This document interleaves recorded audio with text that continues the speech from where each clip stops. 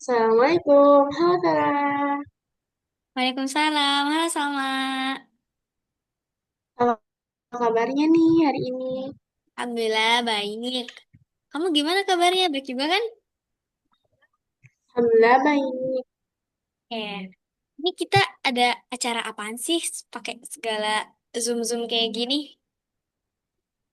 Nah, saat kita ini, hari ini kita Zoom itu juga karena untuk membahas sebuah fikih sholat yang bertema dari sunnah abad dan sunnah hayat. Oh gitu. Nah, oh gitu. Kira-kira bab apa nih yang bakal kita bahas tentang fikih sholat ini? Kita akan membahas sunnah abad dan sunnah hayat. Oke, siap-siap. Tapi tujuan kita untuk membuat video ini tuh kira-kira apa sih, Sal? Nah, tujuan kita ini untuk membuat video fikih ini sebagai tugas akhir dari ujian akhir semester semester 2 tahun ajaran 2024-2025. Oh gitu. Jadi ini tuh selain kita sharing-sharing tentang materi fikih, kita juga itu sebagai penilaian UAS ya. Ya, benar banget. Dan kita ngebuat ini tuh buat penilaian UAS juga. Oke oke. Nah yuk tanpa banyak basa-basi lagi, kita langsung aja ke pembahasannya buat sharing-sharing time gitu kan. Ya, oke. Nah, ini San. Yang pertama itu kita akan membahas tentang sunnah abad ataupun definisi sunnah abad gitu kan. Nah, kata abad itu berasal dari kata ba'ad yang maknanya itu adalah bagian dari sesuatu atau part of. Sunnah abad di dalam sholat diibaratkan anggota tubuh yang vital seperti tangan dan kaki. Nah, kan kalau tangan kaki itu kan bagian utama gitu dari tubuh manusia. Walaupun kita tuh manusia itu bisa hidup gitu tanpa tangan dan kaki, tapi hidupnya itu cacat gitu. Oh jadi Nah, sunnah abad ini itu kalau kita melakukan sholat, kita melupakan gerakan dari sunnah abad ini tuh sholat kita jadi cacat gitu ya simpelnya. ya bener banget. Kayak gitu. Terus kayak gimana kelanjutannya? Nah, terus dalam mazhab Syafi'iyah itu gerakan dan bacaan yang termasuk sunnah abad itu kalau misalnya nih kita lupa mengerjakan. Nah, maka harus diganti gitu atau ditebus dengan sujud sahwi gerakan tersebut. Nah, tapi hukum sujud sahwi itu sunnah bukan wajib gitu. Jadi kalau misalnya kita lupa nih untuk mengerjakan sujud sahwi juga, nah terus ya udah nggak apa-apa karena itu sunnah gitu bukan wajib gitu. Oh, jadi kalau kita lupa dari sunnah abad ketika sholat gitu ya, berarti kita bisa menebusnya atau menggantinya tuh dengan sujud syahwi gitu kan simpelnya kan? Ya bener banget. Gitu. Tapi sujud syahwi itu bukan wajib. Iya bukan wajib jadi hanya sekadar sunnah saja. Kalau kita lupa sunnah abad nggak apa-apa, tapi bisa ditebus dengan sujud syahwi. Kalau nggak pakai sujud syahwi juga nggak apa-apa karena sunnah ya. Ya, Oke, oke. Terus kita bakal ngebahas tentang apa aja lagi. Terus kita bakal masuk ke materi apa nih sama? kita masih terkait dengan sunnah abad ya, tapi ini bacaan ataupun gerakan yang termasuk dari sunnah Oh abad. gitu. Oke, oke. Ayo kita lanjut ke sana. Kita bakalan masuk ke pembahasan sunnah abad yang mana nih? Atau yang termasuk sunnah-sunnah abadnya nih? Nah, sekarang kita masuk ke pembahasan yang termasuk dari sunnah abad. Nah, Oh. ada tiga poin besar. Nah, yang pertama itu ada tasyahud awal. Nah, dalam tasyahud awal itu ada tiga sunnah abad yang berbeda. Nah, itu dari cara duduknya, terus bacaan lafaz tasyahudnya, dan membaca salawat atas Nabi Shallallahu Alaihi Wasallam setelah bacaan tasyahud. Nah, itu ketiga-tiganya jika kita nih apa namanya lupa untuk melakukan tasyahud awal. Nah, kita misalnya sholat zuhur 4 rakaat. Nah, terus ketika di rakaat kedua setelah sujud, nah itu kita bangkit untuk melakukan rakaat ketiga. Otomatis tasyahud awalnya nggak dilakukan dong. Nah, itu tidak apa-apa karena itu tidak karena itu sunnah. Tapi kalau sunnah abal ini kan ada ketentuan untuk melakukan sujud sahwi. Nah, bisa jadi orang tersebut itu ketika lupa mengerjakan tasyahud awal itu bisa melakukan sujud sahwi di akhir sholat nanti gitu kan sebelum salam. Nah, kan tapi jika orang itu juga lupa untuk mengerjakan sujud sahwi, itu juga tidak apa-apa karena itu hanya sebagai sunnah. tasyahud awal itu jadi sebagai sunnah bukan wajib gitu. Sujud sahwi bukan termasuk wajib gitu. Oh gitu. Jadi intinya tasyahud awalnya itu termasuk dari sunnah abaat gitu ya. Oke. Ya. Terus poin kedua yang masih termasuk sunnah abaat tuh ada Nah, apa aja? Apa aja nih Salma? nah, yang kedua itu ada salawat buat keluarga Nabi. Nah, pada tasyahud akhir yang menjadi sunnah abad adalah membaca salawat kepada keluarga Nabi Shallallahu Alaihi Wasallam. Nah, jadi ketika kita nih juga sama, ketika lupa untuk mengucapkan atau melafazkan salawat buat keluarga Nabi pada tasyahud akhir itu nggak apa-apa itu sunnah karena termasuk sunnah abad gitu. Tapi ada ketentuan untuk melakukan sujud sahwi di akhir nanti itu. Tuh, tapi di sini itu di tasyahud akhir itu dia pasti tetap wajib kan? Cuma yang menjadi sunnah abadnya itu di bagian bacaan sholawat buat keluarga nabinya aja. Iya benar Oh, banget. jadi beneran harus digaris bawahi gitu ya supaya kita jadi tahu nih sebenarnya yang sunnah abad itu yang bacaan sholawat buat keluarga nabi bukan tasyahud akhirnya. Tasyahud akhir tetap wajib berarti ya. Ya. Oke oke oke. Terus. Nah, ini San, yang ketiga itu ada kunut. Nah, mazhab Asyafi'iyah itu kan memasukkan doa kunut pada sholat subuh dan sholat witir gitu, khususnya setelah pertengahan bulan Ramadan sebagai sunnah abad. Nah, jadi yang perlu kita pahami itu kunut itu sebagai sunnah. Nah, tapi ada ketentuan jika tidak melakukannya gitu, tidak lupa untuk melakukan kunut ini ada ketentuan untuk melakukan sujud sahwi di akhir sholat nanti gitu. Oh gitu, tapi ini tuh cuma ada di mazhab Asy-Syafi'iyah gitu kan yang memasukkan doa kunut ini tuh dalam sunnah abad gitu kan ketika sholat. Nah, kalau misalkan kita nih kan pastinya kita menganut berbagai mazhab gitu kan. Ada yang berbeda-beda mazhabnya, ada yang mazhab Asy-Syafi'iyah nih termasuknya ya. Nah, kalau kita semisal lagi sholat jemaah gitu kan, sholat subuh. Nah, itu kan di mazhab Asy-Syafi'iyah doa kunut dimasukkan pada saat sholat subuh juga kan. Nah, itu kalau kita lagi berada di jamaah yang dia itu menggunakan mazhab yang berbeda dari mazhab Asy-Syafi'iyah, kita tuh tetap ngikutin sholatnya dia atau kita tetap teguh nih sama, udahlah kita kunut aja sesuai dengan mazhab kita gitu. Apa gimana nih tanggapannya? Nah, itu kalau misalnya kan lagi kondisi lagi sholat berjamaah gitu ya, sholat Mm-mm. subuh berjamaah. Nah, karena di situ imamnya tersebut itu tidak memakai kunut, kan tapi ya udah ada salah satu jamaah yang memang biasa menggunakan kunut. Ya udah jamaah itu pun menyesuaikan gitu apa yang imam itu lakukan. Tidak mungkin beliau melakukan kunut sendiri, akan tetapi imam sudah sujud duluan gitu. Nah, seharusnya memang disesuaikan aja kondisinya gitu. Hmm.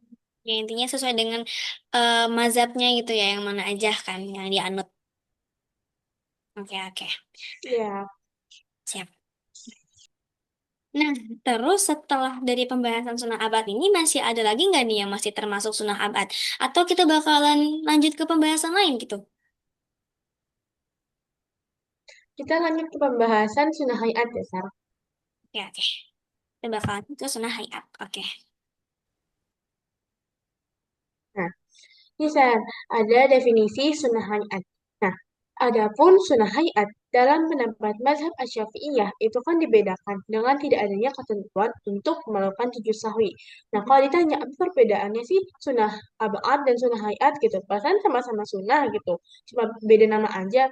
Nah, ini tuh beda. Kalau misalnya sunnah abad itu, dia ada ketentuan untuk melakukan sujud sahwi jika kita lupa untuk melafazkan bacaan dalam sholat ataupun gerakan gitu. Nah, akan tapi kalau sunnah hayat itu tidak ada ketentuan untuk melakukan sujud sahwi gitu.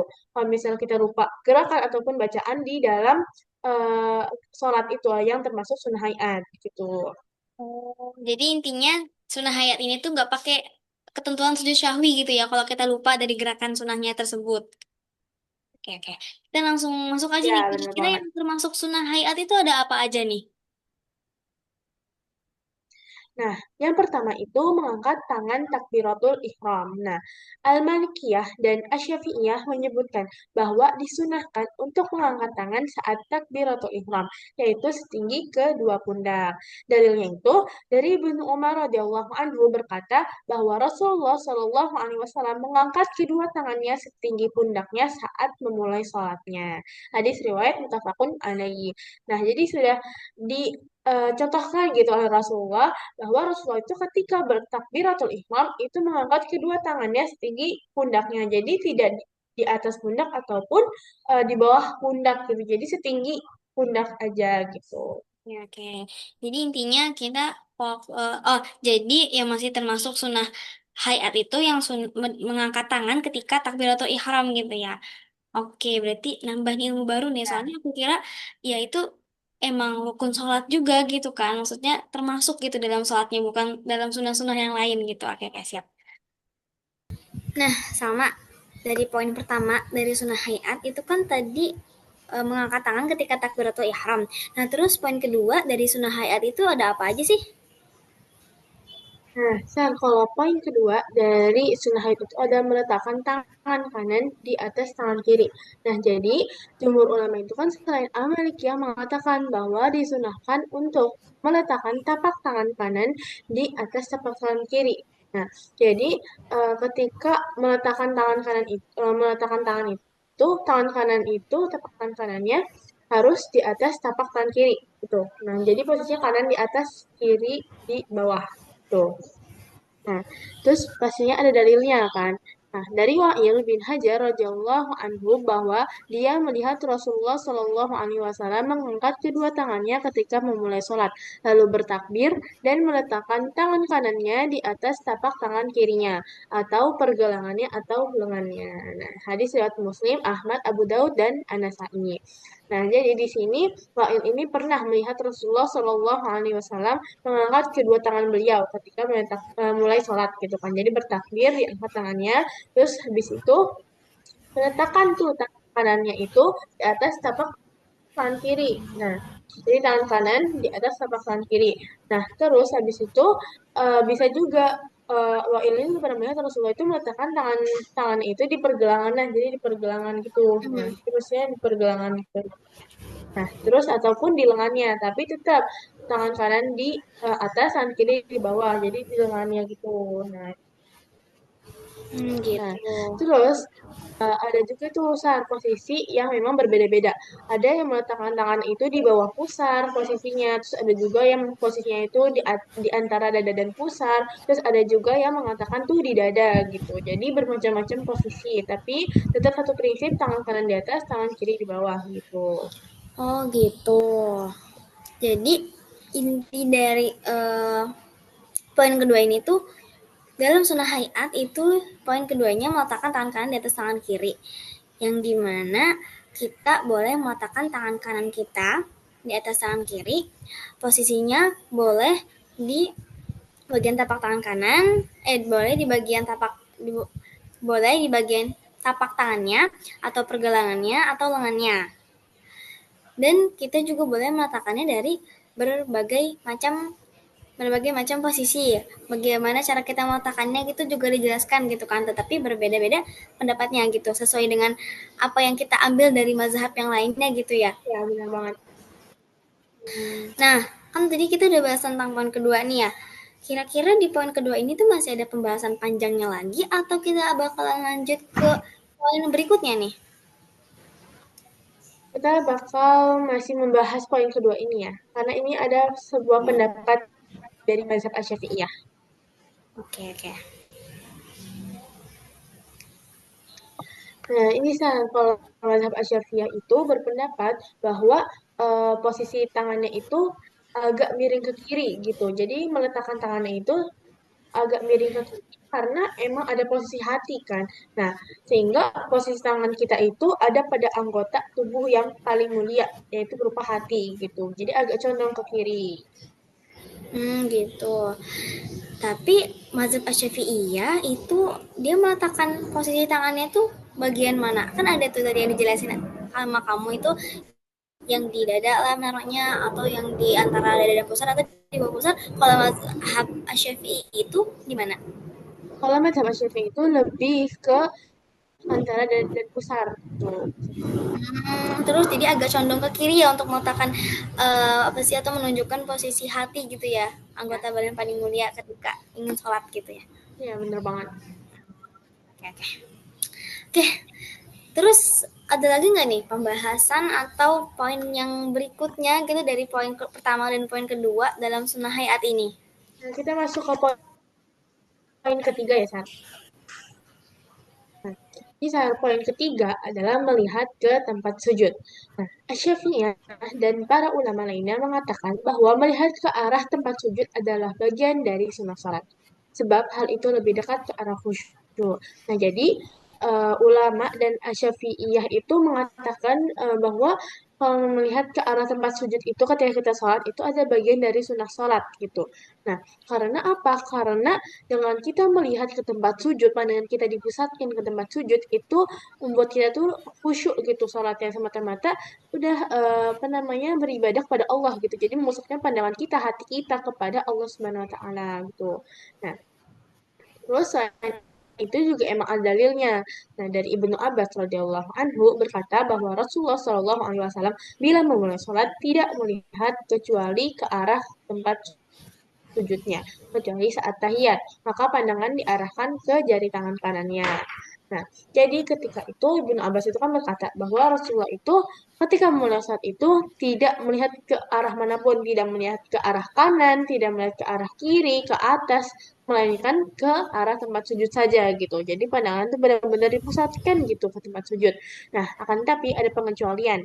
Pengecualiannya apa? Pengecualiannya itu ketika tahiyat. Nah, baik tahiyat awal maupun tahiyat akhir, kan posisi tangan kita itu apa namanya menunjuk gitu kan. Jadi telunjukan itu nah, terus pandang kita itu diarahkan tuh ketika tahiyat diarahkan ke jari tangan kanannya yang menunjuk itu. Jadi bukan lagi ke arah tempat sujud, akan tetapi ke jari yang menunjuk itu gitu. Terus disebutkan juga ada hadis penguatnya gitu sebagai penguat gitu dari Abdullah bin Az-Zubair radhiyallahu anhu bahwa apabila Rasulullah Shallallahu alaihi wasallam duduk dalam tasyahud, beliau meletakkan tangan kanannya di atas paha kanannya dan meletakkan tangan kirinya di atas paha kirinya. Lalu beliau menunjuk dengan telunjuknya dan pandangan matanya tidak lepas dari telunjuknya itu. Hadis riwayat Ahmad, An-Nasai dan Abu Daud. Nah, jadi ketika itu Abdullah bin Az-Zubair radhiyallahu anhu kan duduk dalam Rasulullah itu duduk dalam tasyahud. Nah, beliau itu meletakkan tangan kanannya itu di atas paha kanannya. Jadi ya udah tangan ditaruh di paha kanan Rasulullah, terus habis itu tangan kirinya itu juga sama diletakkan di paha kirinya. Nah, terus habis itu tangan kanannya itu yang yang telunjuk menunjuk dengan telunjuknya itu kan. Terus pandangan Rasulullah itu matanya tidak lepas dari telunjuk yang menunjuk itu gitu di tangan kanannya. Oh, jadi Rasulullah itu mencontohkan gitu ya supaya kita ketika ingin sholat lebih khusyuk gitu kan, salah satu cara sholat agar khusyuk itu melihat ke tempat sujud, bener gak? Ya benar Tapi banget. itu untuk semua gerakan kah atau bagaimana nih? Iya, semua gerakan kecuali saat tahiyat saja. Oke, berarti waktu tahiyat, waktu kita jarinya menunjuk gitu ya, itu yang dilihat tuh pandangan mata kita ke tunjuk itu. Iya, benar banget. Oke, oke, oke, paham, paham, paham. Kira-kira poin yang akan kita bahas selanjutnya ada lagi apa enggak nih? Hmm, coba kita cek dulu ya, Sar, ke slide selanjutnya. Thank you.